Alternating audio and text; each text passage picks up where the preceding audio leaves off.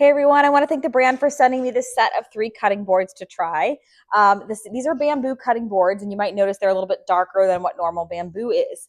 And that is because they've been treated or carbonized to help prevent the growth of bacteria. So I think that's a really great feature. These are hand wash only, and any food grade mineral oil, you can use that like once a month if these boards dry out. But this is the smallest one. Here's the next size up. This is the medium-sized one. The medium-sized one, you can flip it over and also use it as like a charcuterie board. That's what this little divot is for.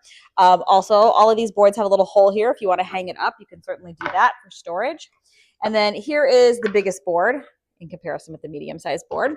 And then again, the big board as well has that divot if you want to use this and flip it over and use it for a charcuterie board.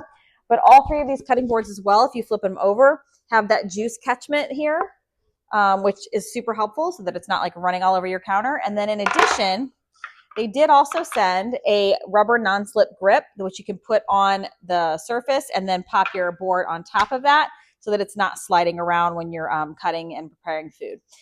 So this is a great set. I think it's going to make a great gift idea, like a housewarming gift.